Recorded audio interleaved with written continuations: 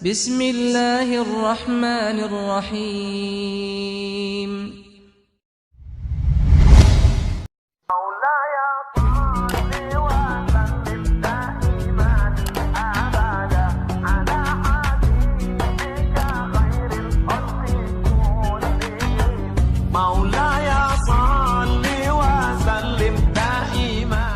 Jadi saya meminta hari ini kepada Pak Husni untuk fokus ya, Pak Husni, saya meminta untuk ke arah bagaimana metodologi latar belakang buku ini, kan Pak Husni yang menerjemahkan tentu lebih paham.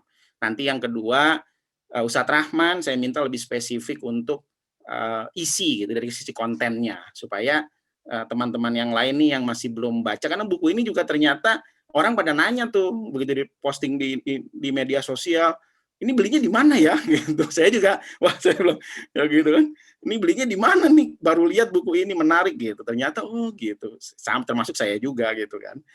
Seperti itu. Saya beri waktu silakan kepada Pak Husni 30 menit awal, setelah itu nanti akan berlanjut ke Ustadz Rahman. Silakan Pak Husni. Bismillahirrahmanirrahim. Assalamualaikum warahmatullahi wabarakatuh. Suara saya terdengar ya? Nas. Oke. Terima kasih pada Pak Moderator, Bang Maulana Yusuf, juga kepada Kang Muhammad Rahman, dan juga kepada yang terlebih khusus kepada Yayasan BKT yang telah memfasilitasi acara bedah buku ini, ya, dan juga kepada para hadirin wal hadirat yang bisa bergabung pada acara kita malam ini. Bismillahirrahmanirrahim. Rabbi syrah li sadri wa yassir li amri wahlul 'uqdatam min lisani yafqahu qawli. Rabbana zidna ilman warzuqna fahma. Allahumma la sahla illa ma ja'altahu sahla wa anta taj'alul huzna idza syi'ta sahla. Baik, saya mau menceritakan sedikit latar belakang buku ini, nanti akan diperkaya lagi oleh Ustadz Muhammad Rahman. Yang pertama, penulisnya Muhammad bin Mukhtar Asy-Shinqiti. Ini ada dua yang nama seperti ini. Kalau yang Muhammad bin Mukhtar Asy-Shinqiti yang saya sebutkan penulis dari buku ini, beliau saat ini sebagai pensyarah ataupun dosen di Hamad bin Khalifah University di Qatar. Yang satu lagi namanya mirip dengan beliau juga, tapi sudah tua, itu alirannya Salafi. Makanya kalau orang sebutkan nama ini sering tertukar, yang dikira adalah yang tokoh Salafi itu yang sudah berpulang ke rahmatullah. Tapi yang ada di kita ini masih muda sekali, umurnya sekitar 50-an, dan saat ini beliau adalah dosen untuk pensyarah di Hamad bin Khalifah University di Qatar, Doha. Dan juga salah seorang peneliti senior di Institut Al-Qardawi untuk pengembangan kajian fikih muasir ataupun fikih kontemporer di Doha, Qatar juga. Nah, Syekh Muhammad Mukhtar Asy-Shinqiti ini sesuai dengan namanya, Shinqiti itu merupakan nama di sebuah negeri di Afrika, yaitu Mauritania. Ya, Mauritania ini negeri yang khas juga dengan kuat keilmuan tradisinya. Ya. Seperti kalau di kita mungkin ada NU ya, Nahdlatul Ulama yang dengan kajian tradisi kitab klasik dan sebagainya. Nah kalau di Afrika itu salah satu negeri yang juga kuat itu adalah Mauritania, dan mereka punya tradisi yaitu Shinqiti ini. Biasa mereka dari kecil sudah biasa menghafal Al-Quran dan juga kemudian menghafal matan-matan ilmu. Ya. Makanya ada sebuah ungkapan yaitu dalam bahasa Arab, man hafidhal mutun hazal funun. Kalau orang itu bisa menguasai matan ilmu tertentu, maka dia akan menguasai ilmu tersebut. Ya, maka kita kenal misalkan dalam ilmu nahwu ada matan jurumiyah, ya, matan imriti, ya. Kemudian kalau dalam usul fikih ada matan al-waraqat dan sebagainya. Jadi biasa orang-orang itu dibekali dengan tradisi keilmuan Islam klasik yang kuat, baru kemudian mereka mengembangkan ilmu di berbagai luar negara. Nah, penulis ini, Asy-Shinqiti ini, Muhammad bin Mukhtar Asy-Shinqiti, menghabiskan masa mudanya di negerinya, di negeri asalnya di Mauritania, bahkan menyelesaikan S1-nya juga di negeri asalnya. Baru kemudian beliau melanjutkan pendidikan S2-nya di Amerika Serikat. Ya, beliau mengambil S2 Master di dua kampus di Amerika Serikat, di North Carolina dan di Texas, dan mengambil S3 juga di Texas. Beliau mengambil konsentrasi di bidang politik. Disertasi beliau berjudul tentang Perang Salib, dan itu diterbitkan. Ya, saya kira itu bagus. Saya juga tertarik untuk menerjemahkan karya itu. Cuman terlalu tebal. Ya. terlalu tebal, tapi itu menarik bagaimana beliau mengkaji dengan perspektif baru tentang perang salib itu. Karena perang salib itu yang kemudian banyak mengubah sejarah Islam dan umat Islam kemudian. Ya. Dan buku yang ada di tangan kita dan kita kaji pada malam ini, sebenarnya buku itu ditulis ketika beliau sedang merampungkan disertasi doktoralnya di Amerika Serikat. Ya, jadi beliau menghabiskan waktu sekitar 10 tahun lebih di Amerika sampai beliau menyelesaikan doktoralnya, dan dalam masa penulisan disertasi doktoralnya beliau menuliskan buku yang berjudul asli Al-Khilafat As-Siyasiyah Baina Sahabah, Risalah fi Makanatil Ashkhas wa Qudsiyatil Mabadi. Dan saya terjemahkan secara gampang saya kemudian, ya, friksi politik di zaman sahabat Nabi, ya, Risalah fi Makanatil Ashkhas, ya, pertarungan antara keagungan prinsip dan kemuliaan tokoh. Ya, jadi setelah kita selami, memang pikiran utama beliau adalah bagaimana kita menyikapi peristiwa-peristiwa besar di masa sahabat Nabi berkaitan dengan politik, dan beliau mengajak kita dalam bahwa dalam menilai ataupun membaca ataupun menyikapi peristiwa-peristiwa politik itu, kita tidak akan keluar daripada dua sikap: bagaimana kita menempatkan prinsip yang kita yakini sebagai seorang Muslim, dan kemudian juga bagaimana kita menempatkan tokoh daripada para sahabat itu. Ya, kenapa beliau menulis kitab ini ataupun buku ini? Melihat bahwa peristiwa politik terbesar dalam sejarah umat Islam adalah ketika meletusnya Fitnatul Kubra. Al-Fitnatul Kubra itu terjadi pada masa pemerintahan Utsman bin Affan, dan itu terus berlanjut sampai pemerintahan Ali tetap masih meletus, artinya masih menimbulkan riak-riak konflik dan seterusnya.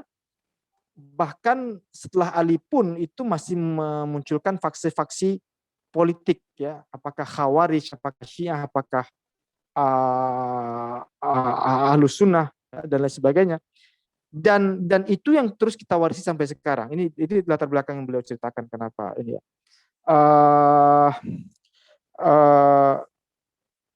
Maka karena ini seperti tidak tuntas, akhirnya sikap yang kita warisi sebagai umat Islam sekarang ini terpecah menjadi dua.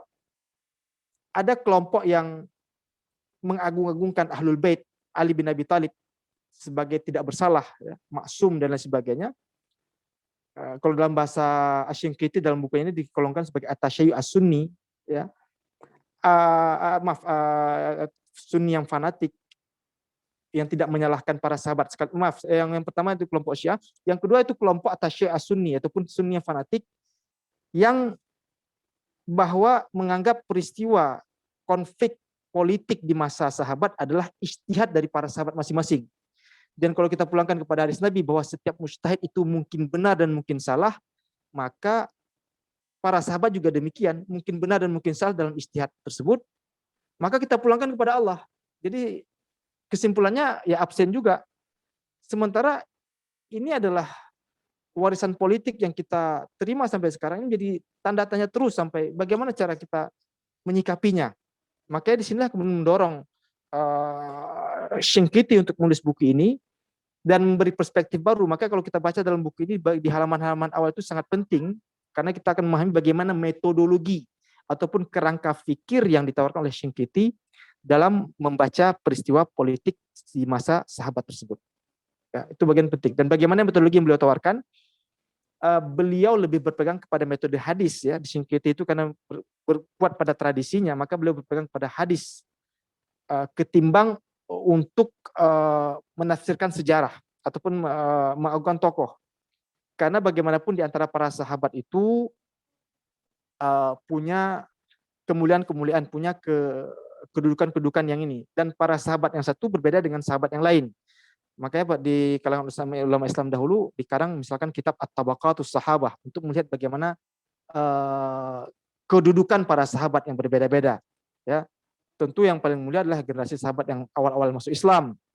Lalu kemudian generasi sahabat yang terlibat dalam perang Badar.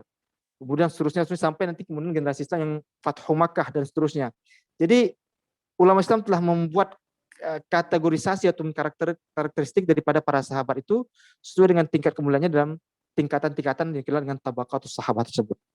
Nah, jadi dengan metodologi hadis yang ditawarkan oleh Asy-Syinkiti, beliau berusaha untuk kita melakukan semacam pembacaan ulang terhadap peristiwa konflik berdarah di antara para sahabat ini, dan bagaimana kita membacanya dan memahaminya, sehingga kita tidak melakukan kesalahan yang sama. Ya, melakukan kesalahan sama artinya kita apatis dengan segala kesalahan yang dilakukan oleh para sahabat, karena sahabat kita yakini sebagai tidak mungkin salah, maksum, atau kita menyalahkan sahabat-sahabat tertentu dan membenarkan sahabat yang lain, ya, seperti dilakukan oleh Syiah misalkan, dia membenarkan hanya Ali bin Abi Thalib dan keluarga Ahlul Bait, tapi dia nyumpah nyerapahi Muawiyah dan lain sebagainya sebagai orang yang paling bersalah dalam sejarah Islam. Ataupun orang yang tasyai'ah sunni yang mengatakan ini adalah ijtihad dari masing-masing sahabat yang mungkin benar dan mungkin salah, dan kita pulangkan nanti kepada Allah, Allah yang akan menghisab di hari akhirat. Tapi ini menjadi semacam PR besar bagi kita semua, dan ini tidak selesai-selesai akhirnya. Maka disinilah Asy-Syinkiti menawarkan sebuah kajian baru daripada friksi politik di masa sahabat tersebut, dan beliau membaca dalam dua koridor, pertarungan antara keagungan prinsip dan kemuliaan prinsip dan keagungan tokoh.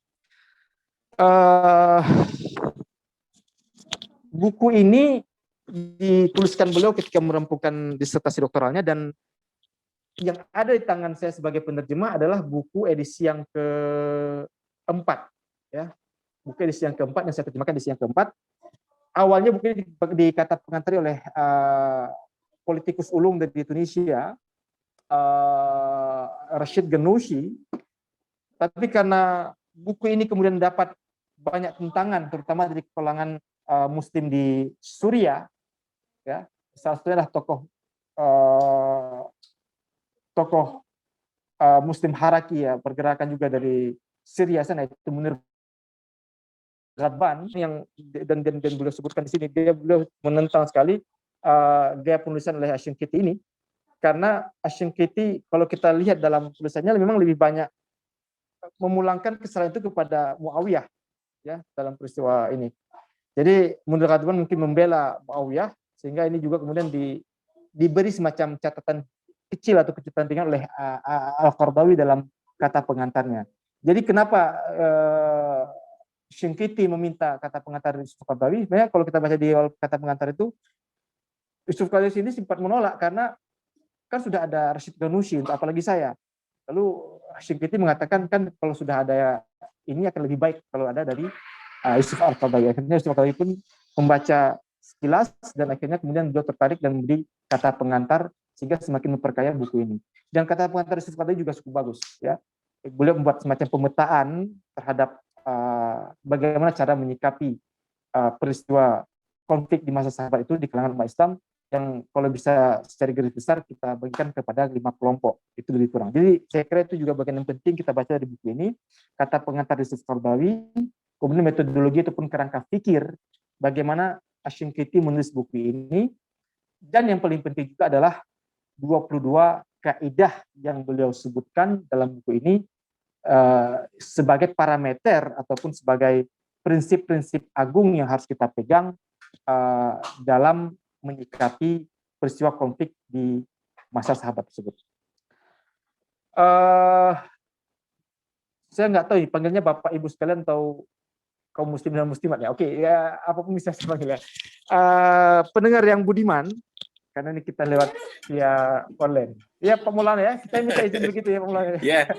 Iya, santai aja, Ustaz, nggak apa-apa.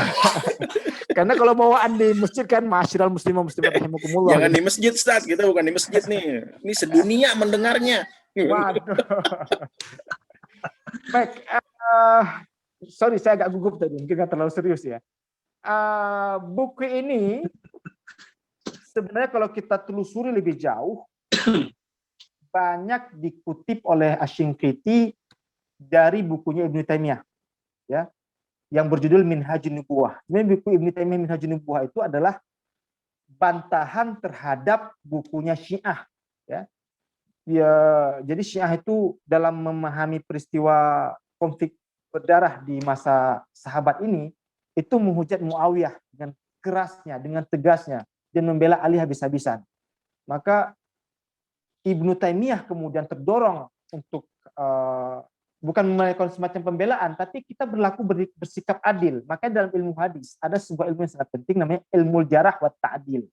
Ilmu jarah wa ta'dil itu semacam ilmu bedah, bahwa kita menerima hadis itu mesti membedah dahulu bagaimana kepribadian si perawinya.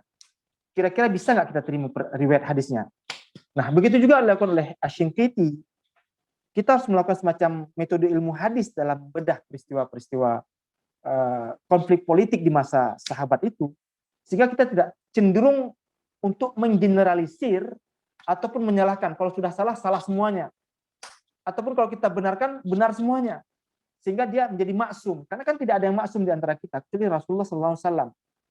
Nah, di tingkat sahabat pun yang dikatakan adalah generasi terbaik dalam sabda Nabi, ya.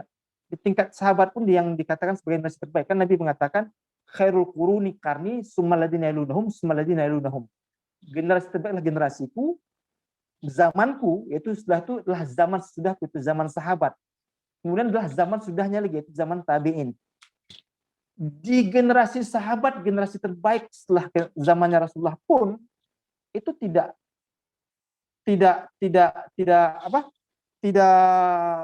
terlepas dari peristiwa-peristiwa konflik ataupun friksi politik ini. Artinya tidak keluar juga dari unsur kemanusiaannya. Karena terkadang kita kalau menyampaikan ceramah atau menyampaikan pesan-pesan keagamaan, seakan-akan ketika kita menggambarkan zaman sahabat itu zaman yang agung sekali, zaman yang maksum sekali, seakan-akan mereka tidak bisa melepaskan dari kesalahan. Padahal mereka juga manusia biasa, tidak akan lepas daripada itu. Cuman kebaikan mereka lebih banyak daripada kesalahannya. Ya beda dengan kita. Artinya unsur kemanusiaannya tidak bisa dilepas. Saya kasih contoh begini. Ketika pertarungan untuk mendapatkan kekuasaan, ya, karena politik kan kekuasaan, ya, itu tidak bisa disembunyikan oleh siapapun. Saya kasih contoh begini, makanya para sahabat yang sudah baik sekalipun itu diagungin oleh dan dijamin surga sekalipun, ada unsur nafsu kemanusiaannya itu ada. Ketika Ali terbunuh dan kemudian pengikut Ali sepakat untuk mengangkat Hasan sebagai khalifah, pemimpin berikutnya. Waktu itu kan Muawiyah sebagai gubernur Syam dan Ali adalah khalifah. Muawiyah melakukan semacam persuasi kepada Hasan, ya, dengan merayunya. Dia tahu umat Islam pasti akan mendukung Hasan. Sementara dukungan kepada Muawiyah itu hanya yang ada di Syam, karena dia adalah gubernur Syam. Dia katakan kepada Hasan supaya dia diberikan kesempatan sebagai pemimpin khalifah. Nanti saatnya dia sudah selesai daripada itu, urusanmu ini akan diserahkan kembali kepada kaum muslimin untuk menentukan pemimpin berikutnya. Ya, ini agak berbeda sebenarnya. Kenapa? Karena 4 pemimpin sebelumnya pada masa Khulafaur Rasyidin dari Abu Bakar, Umar, Utsman dan Ali itu semua dipilih berdasarkan musyawarah untuk mufakat. Cara yang paling baik pada masa itu. Bahkan oleh penulis Amerika yang sering dikutip oleh Cak Nur, ya, Nur Khalis Majid dalam bukunya Islam Doktrin dan Peradaban misalkan, itu seorang sosiolog agama Robert Bellah, itu dia mengatakan zaman Khulafaur Rasyidin itu adalah zaman yang paling modern dan zaman yang paling demokratis. It was too modern. Ya, bagaimana para sahabat bisa menyelesaikan masalah kepemimpinan itu dengan cara bermusyawarah untuk mufakat. Tapi perubahan itu kemudian terjadi ketika Ali terbunuh, Hasan kepingin diangkat oleh pengikutnya sebagai pemimpin pengganti, tapi Muawiyah kemudian merayu, dan Hasan kemudian memilih dan untuk menerima itu guna menghindari pertumpahan darah lebih besar. Artinya dia menimbang kemaslahatan, ya, ketimbang mudarat lebih besar, akhirnya diberikan kepada Muawiyah. Nah, dalam perjalanan kepemimpinan Muawiyah kemudian selama 20 tahun dia berkuasa sebagai khalifah, dan apa yang terjadi kemudian? Ya, dia ternyata sudah menyiapkan putranya sebagai pengganti, putra mahkota, dan ini yang kemudian mengubah sejarah politik Islam yang dari awalnya secara khalifah, musyawarah, memilih pemimpin untuk mufakat, berubah menjadi sebuah dinasti kerajaan. Ya, Muawiyah yang mengubahnya. Makanya kalau dalam bahasa Ibnu Taimiyah, Muawiyah itu adalah raja yang paling baik, ya, di antara para raja-raja yang ada. Ya. Tapi kalau pemimpin yang paling baik tetap kita jadikan sebagai teladan, ya generasi Khulafaur Rasyidin itu, ya. Karena semuanya dipilih berdasarkan musyawarah untuk mufakat. Nah, jadi padahal janji awal Muawiyah kepada Hasan, dia kalau dia nanti akan berakhir dari kepemimpinannya, setelah 20 tahun dia akan menjelang wafat, itu kepemimpinan diserahkan kepada kaum muslimin untuk bermusyawarah memilih pemimpin berikutnya. Tapi ternyata dia sudah siapkan pemimpin pengganti, yaitu putranya sendiri. Dan itu yang kemudian mengubah sejarah kepemimpinan Islam. Dari sistem khilafah didasarkan pada musyawarah kepada sistem dinasti kerajaan. Ya. Dan bahkan di antara pada masa itu pun ada seorang sahabat yang dianggap juga layak sebagai pemimpin, yaitu Abdullah bin Umar. Abdullah bin Umar, yaitu putra daripada Umar bin Khattab. Dia seorang yang zuhud, seorang yang alim, pintar, cerdas ilmu, cuma mungkin dia kurang kokoh ataupun kurang kuat seperti ayahnya. Ya. Nah, ketika para sahabat ingin menjagokan Ibnu Umar sebagai pemimpin pun, nah ini sempat ditahan oleh Muawiyah. Ya, siapa kamu? Jadi artinya ketika ada tarik-menarik untuk milih menjadi pemimpin atau penguasa waktu itu juga keluar juga unsur-unsur jahiliyahnya ini. Makanya kalau dalam bahasa hadis nanti kan ketika dia katakan pada Abu Zar, ya, Abu Zar Al-Ghifari, ya Abu Zar, inna fika min umuril jahiliyah. Pada dirimu itu, walaupun kamu sudah jadi muslim, masih ada unsur-unsur warisan jahiliyahnya itu masih ada.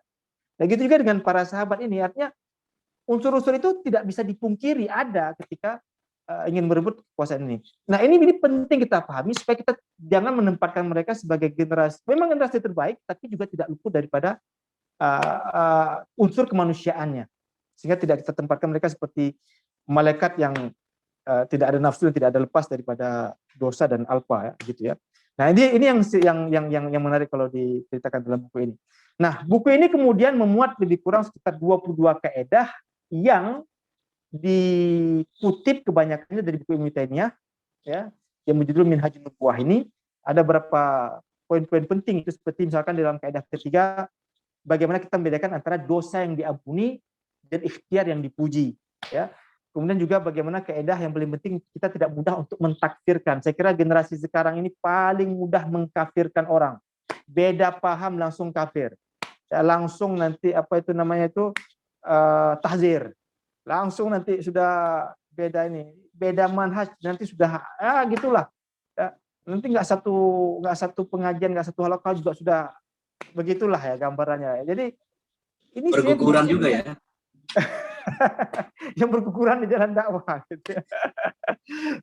Padahal jadi ini penting, saya pernah menjadi pengingat bagi kita, ya.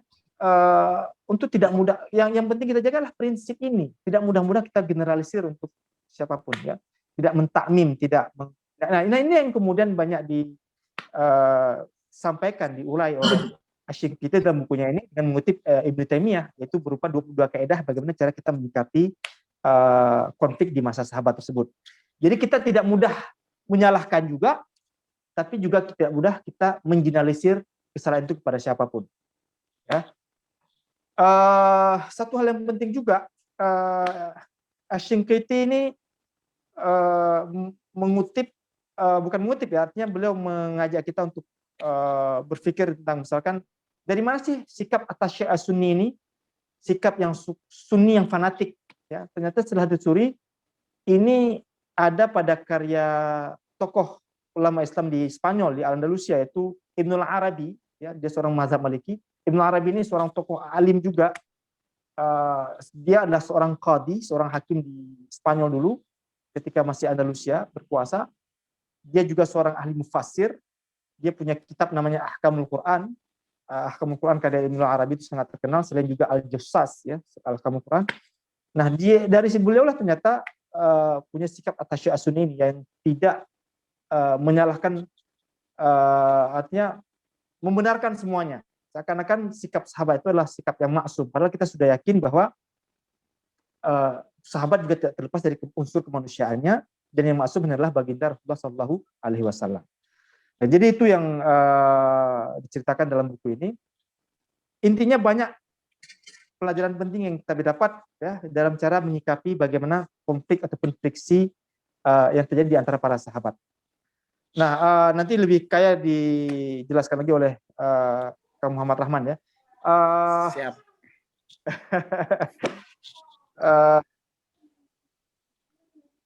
Buku ini saya yang saya terjemahkan adalah di cetakan yang keempat, ya, terbitan Arab Network for Research and Publishing. saya mau menceritakan dari mana sih saya dapatkan ini. Jadi 2 tahun silam, suara saya seperti ngaum. Oke, 2 tahun silam, alhamdulillah saya dapat kesempatan mengikuti konferensi internasional tentang pemikiran Malik bin Nabi, ya. Itu 2019, Februari 2019, 2 tahun lalu pas, yang diinisiasi oleh Hamad bin Khalifah University, tempat Ashinkiti mengajar sekarang.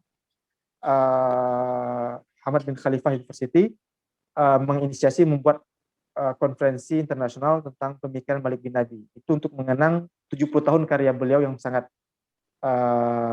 penting, yaitu Syurutun Nahdah, ya, syarat-syarat kebangkitan.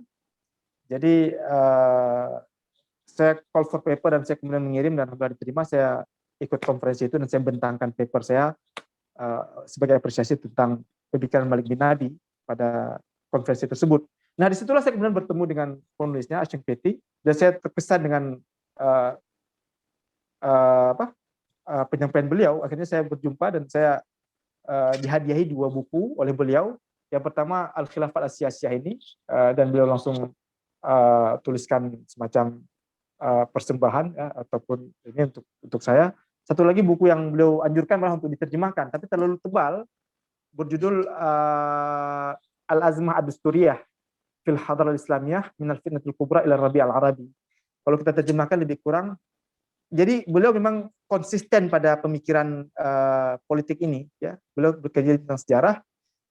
Beliau meneliti bahwa konflik politik dari masa sahabat itu akibat krisis konstitusi yang dialami oleh sejarah peradaban Islam sejak peristiwa Al-Fitnatul Kubra di masa Utsman bin Affan itu sampai kepada Arab Spring sekarang. Ya, jadi kalau kita lihat negara-negara Arab kan semuanya rata-rata monarki, ya. Monarki ini kan jadi dan sangat despotik. Jadi ini kita mewarisi apa yang sudah terjadi di masa dahulu dan sangat anti kritik. Padahal di zaman sekarang sangat butuh pada sebuah pikiran-pikiran yang jernih, pikiran-pikiran yang kritis, ya, untuk suatu pembaruan dan sebagainya agar lebih sesuai dengan kondisi dan tuntutan, ya. Saya kira bukan hanya di negara itu, di tingkatan seperti dikatakan oleh Kang Maulana tadi juga, di tingkatan partai pun begitu saya kira, ya, di tingkatan partai Islam pun alergi kalau ada nuansa baru misalkan, ataupun ada masukan-masukan baru, ya, mesti disikut setiap yang berbeda dan lain sebagainya. Saya kira itu yang. Nah, jadi ketika itu saya kemudian setelah saya baca sekilas, saya langsung hubungi beliau secara email. Saya tertarik untuk menerjemahkan, saya minta izin. Akhirnya beliau berikan semacam catatan, oke, saya izinkan. Bahkan beliau menyuruh untuk menerjemahkan lebih baru, karena buku itu buku agak lebih awal, ya, buku yang krisis konstitusi ini, tapi butuh nafas panjang untuk menerjemahkannya karena sekitar 600-an halaman. Saya kira saya belum siap untuk. Tapi kalau kita baca emang agak ruwet, tapi perlu kesungguhan lagi untuk menelami setiap baris atau setiap halaman dari buku ini, karena juga agar lebih sesuai dengan konteks yang sekarang ini, ya, bagaimana cara kita menerjemahkannya. Akhirnya saya terjemahkan yang buku yang satu lagi ini, yang fiksi politik yang ada di tangan kita sekarang. Nah, itu lebih kurang gambaran cerita, ya, latar belakang, ya, dari mana saya dapatkan dan saya terdorong untuk menerjemahkan. Untuk buku ini boleh dihubungi ke Bandar Publishing. Nanti mungkin saya bisa kirimkan dalam ruang chat lah. Saya kira itu sebagai pengantar dari saya, Kang Maulana. Saya serahkan kembali kepada moderator. Terima kasih. Siap, terima kasih Ustadz. Alhamdulillah, itu yang tadi, ya, waktunya masih kurang, sebenarnya masih ada jatah 4 menit buat Ustadz gitu. 30 menit, alhamdulillah. Bapak Ibu sekalian, tadi sudah disampaikan, ya, pengantar. Saya juga cukup terkejut dengan penulisnya. Ternyata S2 dengan S3-nya di Amerika, gitu kan.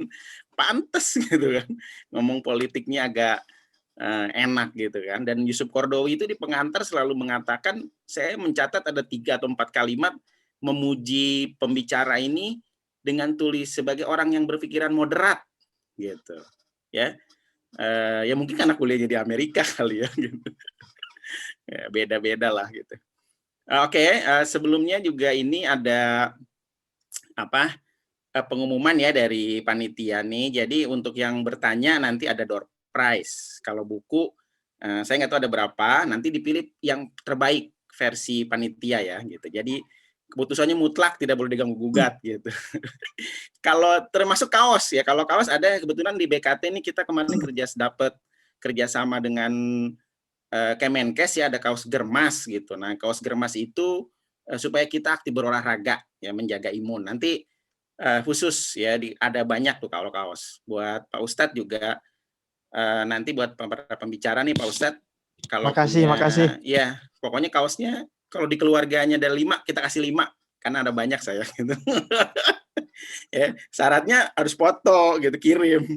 Nanti dimasukin ke Instagramnya Kemenkes. Siap. Begitu.